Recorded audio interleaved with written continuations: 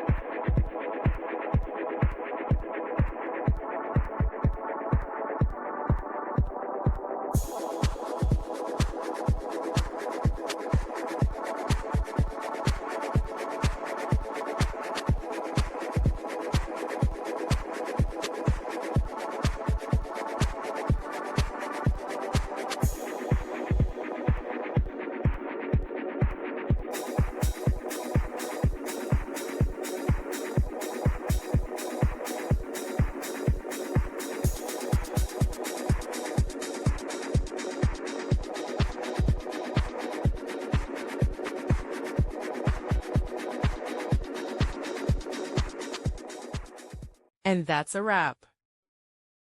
I hope you found the answer you were looking for. If you did, take a second to hit that subscribe button. It really helps out. And let me know in the comments which solution worked best for you. See you next time in the debug zone.